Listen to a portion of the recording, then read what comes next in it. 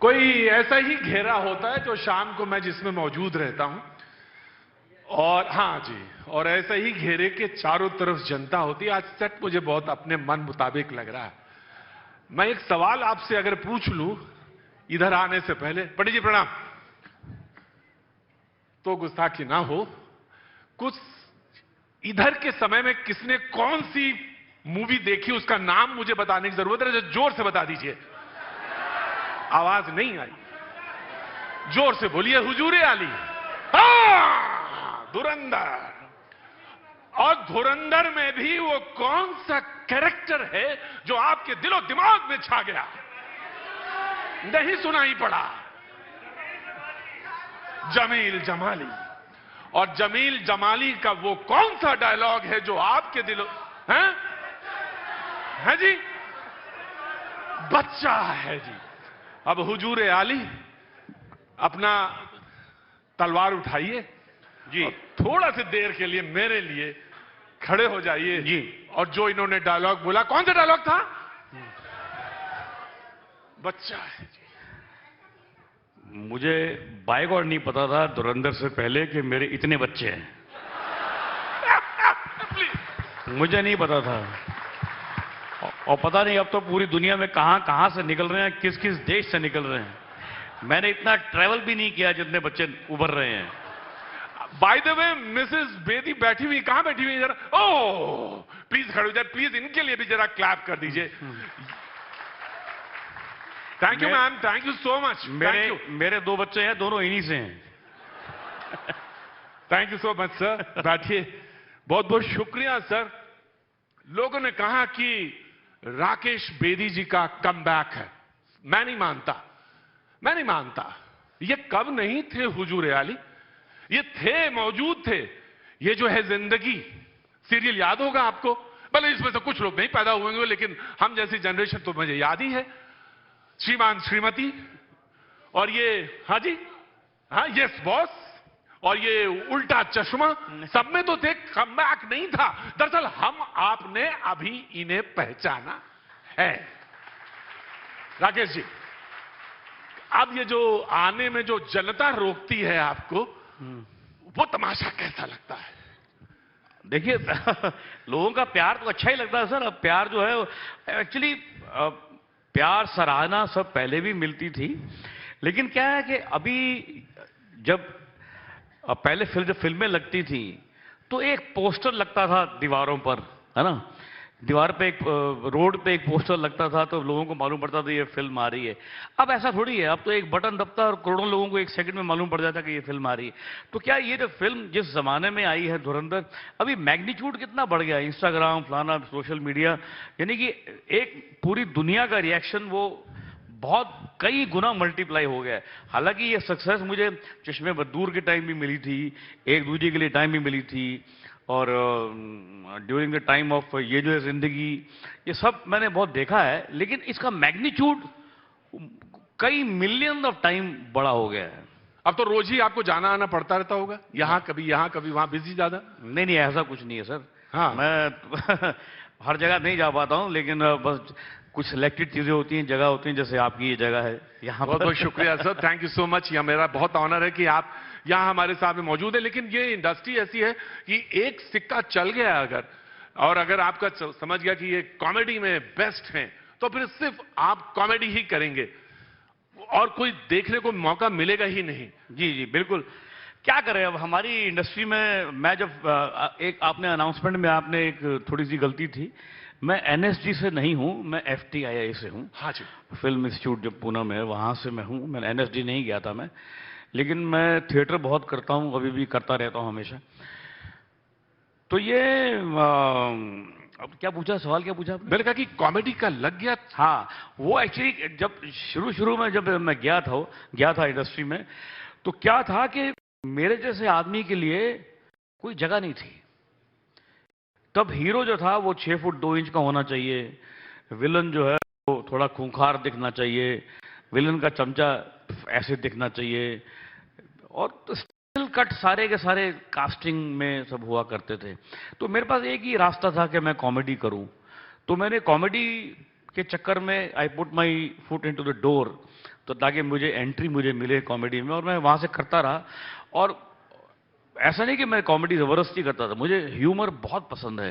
वो sense of timing आपके पास है सर, वो मैंने देखा। वो तो थिएटर की एक बहुत खास चीज है, जी, वो अगर वो नहीं है तो आप कॉमेडी नहीं कर सकते, और वो आपके पास गजब की है।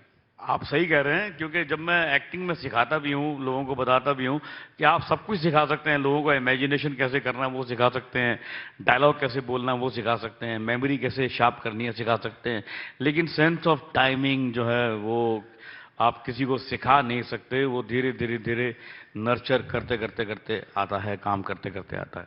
सर अब मैं आता हूं जमाली के पास, क्योंकि टाइम बहुत कम है और पूछना बहुत ज्यादा है। आपको पता था कि ये कैरेक्टर जो है ये थोड़ा सा ग्रे है, ये व्हाइट है, या इसके बारे में आपको पता था कि आखिर में जाके ये निकलेगा?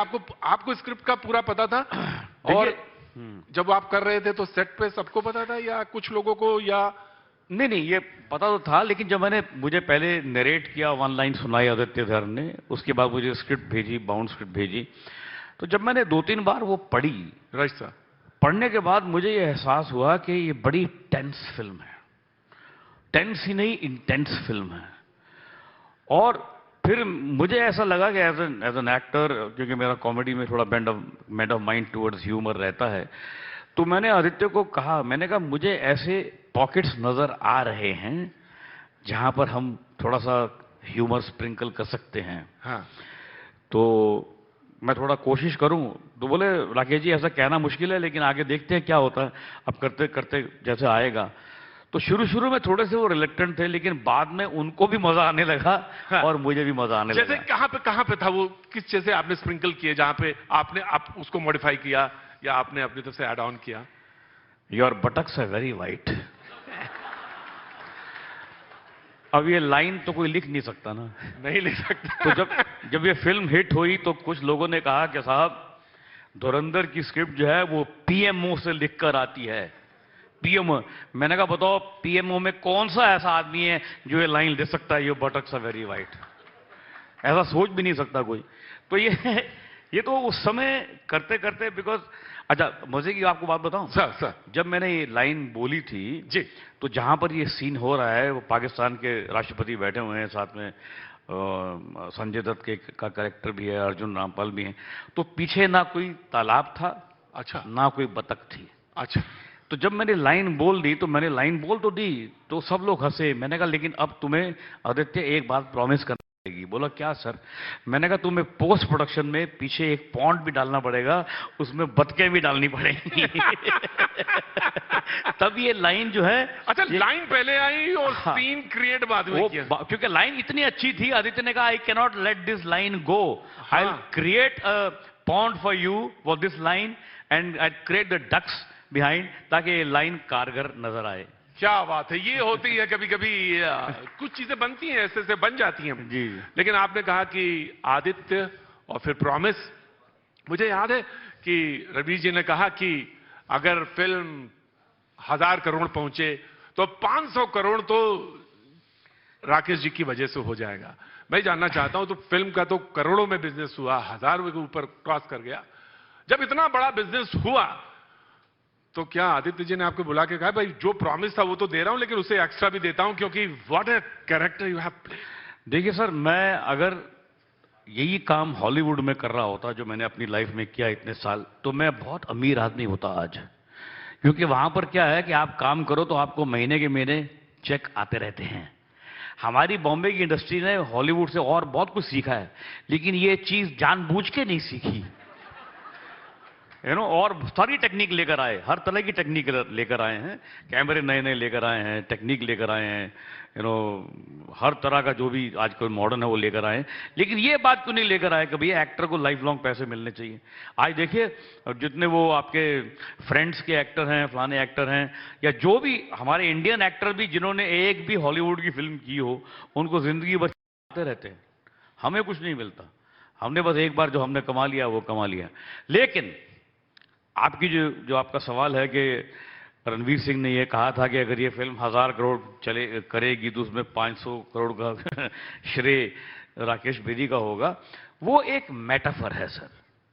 वो एक एक उनकी उदारता है कि इस फिल्म में राकेश बेदी ने बहुत अच्छा काम किया, उन्होंने मेरी तारीफ की एक तरह से, मैं इसको ऐसे लेता हूं। तो और मैं सर माफी चाहूंगा, मैं आपको रोक रहा हूं, ये गलत है, इंटरव्यू में बीच में नहीं रोकना चाहिए क्योंकि टाइम बहुत कम है। जब ये बोल रहे थे तो आप सारे लोग थोड़ी देर के लिए हंसे, कुछ लोग, और मुझे फिल्म मेरा नाम जोकर का वो सीन याद आ गया, जो जोकर अपनी जिंदगी की व्यथा बता रहा था और लोग तालियां सर्कस पे बजा रहे थे। मैं आप कुछ भी कहें सर, लेकिन मुझे वो लगता है कि एक आर्टिस्ट को कहीं ना कहीं उसको पीड़ा भी तो हुई होगी, कहीं ना तो कोई तो कुछ पीड़ा होती होगी। आप पीड़ा है, लेकिन अब क्या करें, हमारी इंडस्ट्री इस तरह से चल रही है।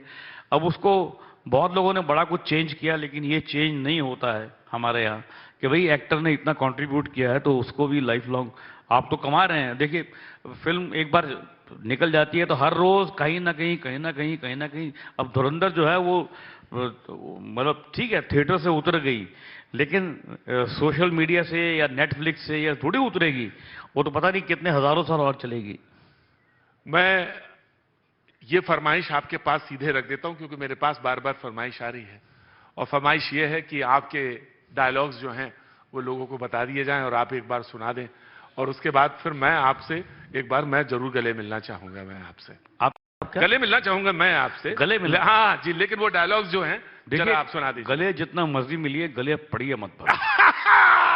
ये देखिए मैंने कहा ना, सेंस ऑफ टाइमिंग, गले मिलने में गले पड़ने में फर्क होता है। बहुत शुक्रिया, बहुत बहुत शुक्रिया सर। हाँ, तो कुछ डायलॉग्स वो कह रहे थे।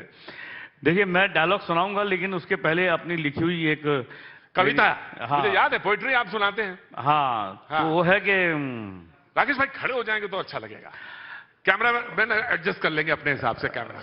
शोर नदी का नहीं आबशार का है, यहां से जो भी सफर है का है।